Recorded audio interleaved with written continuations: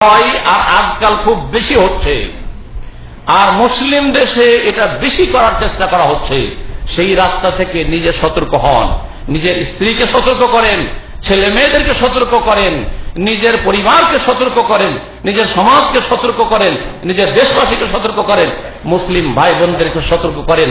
কারণ এটি মুসলিম উম্মার জন্য বর্তমান ক্যান্সারে পরিণত হয়েছে। ক্যান্সারে পরিণত হয়েছে সেটা হচ্ছে সন্ত্রাসবাদ, চরমপন্থা, ধর্মের নামে চরমপন্থী হয়ে যাওয়া, জঙ্গি সেজে যাওয়া, মুসলিমকে খুন করা, ফতোয়া দেওয়া যে এরা কাফের হয়ে গেছে, নেতা চেয়ারম্যান কাফের হয়ে গেছে, এমপি কাফের হয়ে গেছে, যে কোনো দলের হোক না কেন, আমার কোন দলের সাথে সম্পর্ক নেই, আমি একই নজরে সবাইকে দেখি, একই নজরে কথা বলছি। ঢালাহারে ফতোয়া দেওয়া, জজ কাফের হয়ে গেছে, ব্যারিস্টার উকিল কাফের হয়ে গেছে, থানা পুলিশ যারা সরকারি কর্মকর্তা তারা কাফের হয়ে গেছে। সুতরাং যখন কাফের ফতোয়া দিতে পারলো তখন তাদের রক্ত হালাল হয়ে গেছে, সুতরাং তাদেরকে মারো, তাদেরকে বম দিয়ে উড়িয়ে দাও, ইত্যাদি ইত্যাদি। আর মুসলিম দেশে এটা বেশি করা হচ্ছে। কোনদিন শুনেছেন যে ইসরায়েলে বোমা হামলা হয়েছে? শুনেছেন? কেন হয় না? ইসলামের সবচেয়ে বড় দুশ্মন হচ্ছে ইহুদিরা। আল্লাহ কোরআনে করে বলছেন কেন সেখানে কেন হয় না?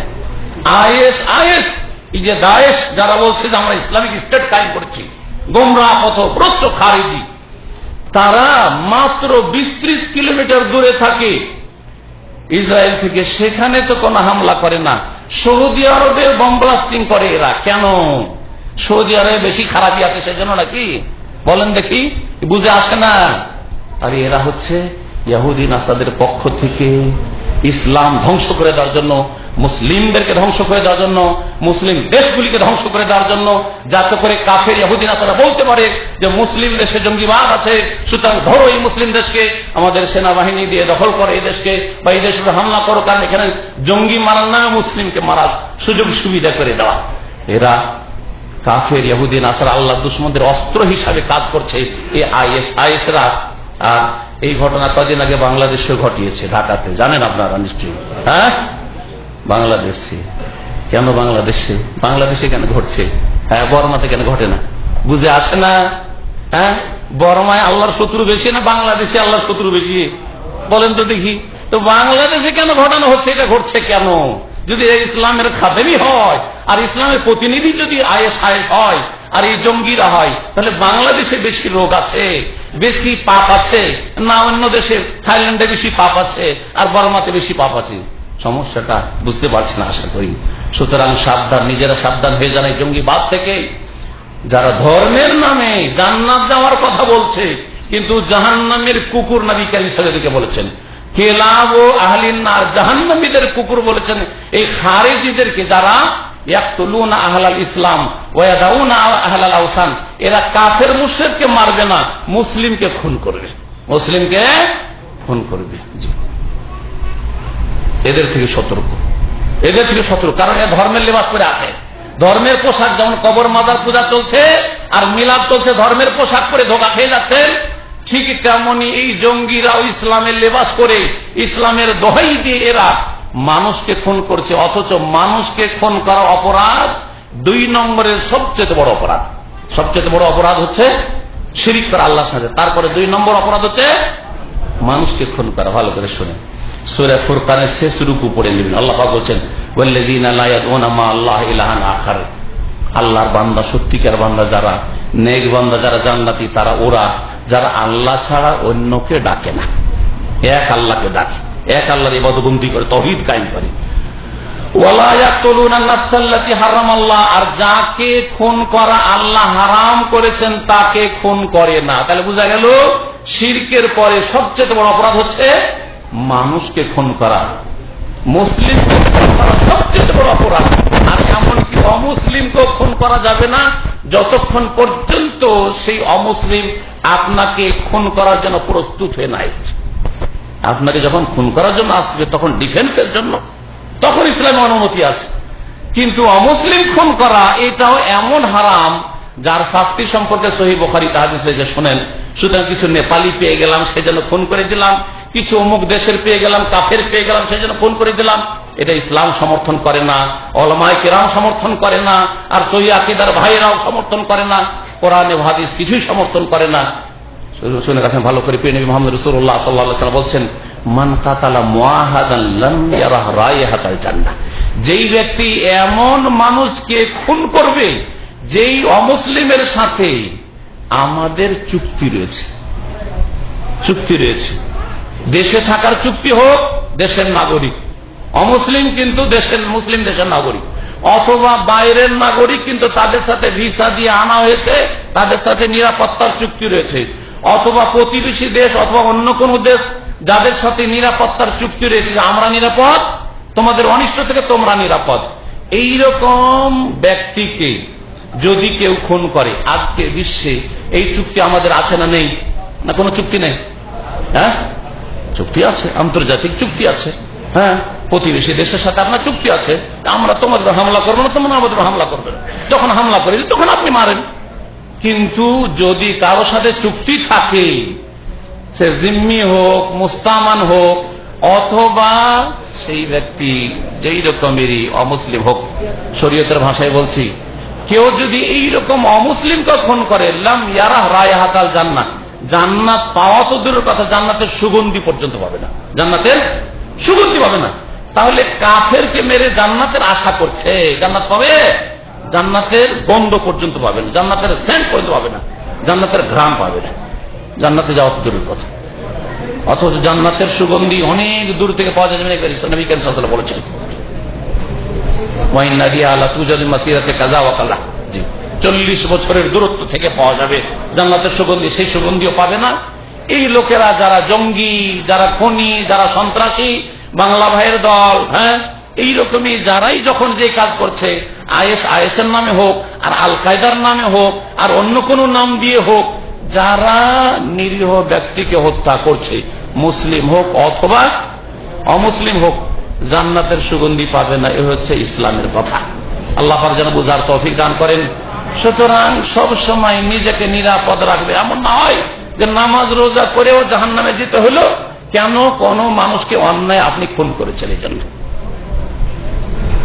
আর আজকাল ইন্টারনেটের যুগে আপনি হয়তো বয়স্ক মানুষ, মাশাআল্লাহ, আপনি ওইসব ধারেন না, দেখেন না, শোনেন না বা মানেন না, আপনি বুঝছেন যেগুলো ঠিক নয়, কিন্তু আপনার 18 বছরের ছেলে আর এগুলোকে বেশি স্বীকার করছে। এই জঙ্গিরা 16 বছর, 18 বছর, 20 বছরের ছেলেকে স্বীকার করছে।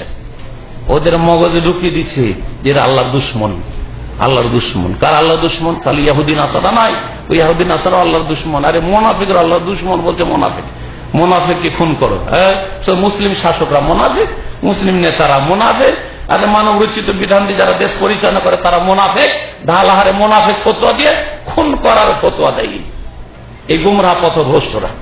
জি হ্যাঁ, বলেন নবী করিম সাল্লাল্লাহু আলাইহি ওয়াসাল্লাম, একটি যুক্তি বলি তাহলে বুঝে আসবে। নবী করিম সাল্লাল্লাহু আলাইহি ওয়াসাল্লামের যুগে মুনাফিক ছিল না? ছিল না? মুনাফিক সবচেয়ে বড় নেতা, এই উম্মতের সবচেয়ে বড় মুনাফিকের নাম কি ছিল? আব্দুল্লাহ বিন উবাই। কোথায় ছিল সে? মদিনায় থাকতো না? নবী করিম সাল্লাল্লাহু আলাইহি ওয়াসাল্লাম কি তাকে খুন করাইতে পারতেন না? হত্যা করতে পারতেন না? অপারগ ছিলেন? অপারগ ছিলেন না। কতবার নবী সাল্লাল্লাহু আলাইহি ওয়াসাল্লামের সাহাবায়ে কেরাম, ওমর, অন্যান্য সাহাবীরা বলেছেন, ইয়া রাসূলুল্লাহ দানি আযরিবু কাহাদাল মুনাফিক, আমাকে শুধু পারমিশন দেন, অনুমতি দেন, এই মুনাফিকের গর্দনটা উড়িয়ে দিচ্ছে তলোয়ার দিয়ে। অনুমতি চেয়েছেন না চাননি? চেয়েছেন সাহাবীরা। নবী করিম সাল্লাল্লাহু আলাইহি ওয়াসাল্লাম, লা, চলবে না। কাইয়া তাহাদ্দাসুন নাস ইন্না মুহাম্মাদান ইয়াকুল আসহাবা, যাতে করে লোকেরা, মুনাফিকরা বলার সুযোগ না পেয়ে যায়, যে আর কাফেররা বলার সুযোগ না পেয়ে যায়, জানো মোহাম্মদ কত নিষ্ঠুর আর কত বড় জালেম, নিজের সাথী সঙ্গীকে খুন করছে, নিজের সাথী সঙ্গীকে। কাফের আর যারা আপনার দুশ্মন, তারা তো এই কথা ভাববে না যে মুনাফিক সেজন্য তাকে মেরেছে। ওরা কি বলবে? যে মোহাম্মদ তার সাথী সঙ্গীর নামাজ পড়ে আব্দুল্লাহ বিন উবাই, তারপরও তাকে কি করেছে? খুন করেছে। তাহলে এত বড় মুনাফিককে খুন করার অনুমতি রাসূলুল্লাহ সাল্লাল্লাহু আলাইহি ওয়াসাল্লাম দিয়েছেন না দেননি? দেননি। আত্মঘাতী হামলা করা জায়েজ? মক্কায় আবু জাহালের কোন সিকিউরিটি আর বডিগার্ড ছিল? পিছন থেকে রাতের অন্ধকারে মারতে পারতেন না সাহাবায়ে কেরামরা? যখন সুমাইয়াকে শহীদ করলো, তার স্বামী ইয়াসেরকে শহীদ করলো, আর কত জুলুম অত্যাচার রাত দিন করে যাচ্ছে, আবু জাহালকে মারা কোনো মুশকিল ছিল? কোনো মুশকিল ছিল না। কেন রাসূলুল্লাহ সাল্লাল্লাহু আলাইহি ওয়াসাল্লাম বলেছেন সাবরান আল ইয়াসির, ধৈর্য ধারণ করো, সবুর করো? কেন? আত্মঘাতী হামলা করে মেরে দাও, রাতের অন্ধকারে মেরে দাও, গোপনে মেরে দাও, এরকম করলেন না কেন? তাহলে এগুলো ইসলাম নয় যে গোপনে কোন সাংবাদিক মুনাফেক সেজন্য তাকে মেরে দেবেন। হ্যাঁ, ইসলামের বিরুদ্ধে বলেছে সেজন্য আইন নিজের হাতে মেরে দিবেন, এটা ইসলাম শিখাই না। ভালো করে শুনে রাখেন। হ্যাঁ, আইন যাদের হাতে আছে তাদের মাধ্যমে বাস্তবায়ন হইতে হবে।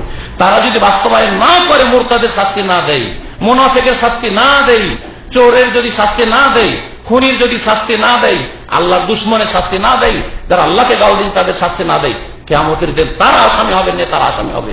আপনি কেন আসামি হয়ে জাহান্নামে যেতে যাচ্ছেন? আল্লাহ পাক যেন বুঝার তৌফিক দান করেন। এই রাস্তা থেকে ছেলে মেয়েকে সতর্ক করবেন। ছেলে মেয়েদের খোঁজ খবর, আজকাল মোবাইল দিয়ে দিয়েছেন, ইন্টারনেট ফ্যাসিলিটি, কম্পিউটার দিয়ে দিয়েছে, ল্যাপটপ দিয়ে দিয়েছে ছেলে মেয়েকে। আর ছেলে মেয়েরা কি দেখে আর না দেখে দিয়ে হয়তো IS হয়ে গেল, খারিজি হয়ে গেল, জঙ্গি হয়ে গেল, হ্যাঁ বাংলা ভাই হয়ে গেল। আপনার খোঁজ রাখতে হবে না? আপনাকে যেমন নামাজ শিখাইতে হবে, তাওহীদ শিখাতে হবে, আপনার ইবাদত বন্দেগী শিখাতে হবে, ঠিক তেমনি আপনার কড়া নজর রাখতে হবে যে আমার ছেলেটা যে ধার্মিক, তাহলে কোন ধর্মে বিশ্বাসী। জঙ্গিদের ধর্ম তো আমার পালন করে না, যেই জঙ্গিরা এক গর্ত থেকে উঠে আরেক গর্তে আছাড় খেয়ে পড়ে। বেদিনদের নাস্তিকতার গর্ত থেকে উঠে আসলো, ওঠার পর রোডে আর টিকে থাকতে পারলো না, জান্নাতের রাস্তায় টিকে থাকতে পারলো না, কোন দিকে চলে গেল? জঙ্গিদের গর্তে গিয়ে জাহান্নাম পড়ে গেল। কেলাব আহলিন নার, জাহান্নামীদের কুকুরদের দলে সামিল হয়ে গেল। নবী করিম সাল্লাল্লাহু আলাইহি ওয়াসাল্লামের পরে আলী রাদিয়াল্লাহু তাআলা জামানে এই খারিজিরা প্রথম বেরিয়েছিল। আলী রাদিয়াল্লাহু তাআলাকে কে শহীদ করেছিল জানেন? কে শহীদ করেছিল? খারিজিরা। কোন হিন্দু মারেনি, ইহুদি মারেনি, কোন খ্রিস্টান মারেনি। তার নাম ছিল আব্দুর রহমান ইবনে মুলজাম। বড় একজন কারি ছিল, ভালো করে শুনেন। মিশরে সে কেরাত পড়াইতো সেই। জি, আর তারা এত সুন্দর ইবাদত করতো, এত লম্বা লম্বা সিজদা করে নামাজ পড়তো যে নবী সাল্লাল্লাহু আলাইহি ওয়াসাল্লাম বলেছেন ভবিষ্যৎবাণীতে, তাহফিরুনা সালাতাকুম মা সালাতিহিম, তাদের নামাজ দেখে তোমাদের নিজেদের নামাজকে তুচ্ছ মনে করবে। এত সুন্দর নামাজ পড়ে, এত সুন্দর তারা দিনদার, এত ভালো তারা ধার্মিক, এত আল্লাহর সামনে কান্না করে, কিন্তু তারা মুসলিমকে খুন করবে। আল্লাহর যারা দিনের বান্দা, আল্লাহর বান্দা, তাদেরকে খুন করবে। আল্লাহর শত্রুদেরকে নিয়ে তাদের মাথার ব্যথা নাই। এই দল এখনো মাথা খুব উঁচা করেছে, এই দল মাথা চাড়া দিয়েছে। সুতরাং নিজেরা সতর্ক হয়ে যান, নিজের ছেলে মেয়েদেরকে সতর্ক করেন এবং ছেলে মেয়েদের উপর সূক্ষ্ম দৃষ্টি রাখেন যে আপনার ছেলে মেয়ে ইসলাম শিক্ষার নামে আবার জঙ্গির বক্তব্য তো শুনছে না। অনেকে আছে আমার দেশে যে ইন্টারনেটে মেলা বক্তব্য আছে, সহি আকীদার আলেমদেরও বক্তব্য আছে, আর জঙ্গিদেরও বক্তব্য আছে। যারা ওইরকম চরমপন্থী বক্তা তাদেরও বক্তব্য আছে। রাস্তায় নেমে পড়ো আর মারো, নেতাকে মারো, আর একে মারো, ওকে মারো, এরা কাফের হয়ে গেছে, এরা মুনাফিক হয়ে গেছে, সুতরাং অস্ত্র নিজের হাতে ধরো। এসব ইসলাম নয়। যদি ইসলামের নামে সেসব তারা বলেছে, কিন্তু ইসলাম এতে থেকে সম্পর্ক ছিন্ন করে। ইসলামের কোন সম্পর্ক এই পন্থার সাথে নাই। সুতরাং জঙ্গিদের থেকে, চরমপন্থীদের থেকে সাবধান হয়ে যান। এখানেও বেঁচে থাকবেন, দেশেও বেঁচে থাকবেন, ছেলে মেয়েদেরকে বাঁচাবার চেষ্টা করবেন। আল্লাহ যেন তৌফিক দান করেন।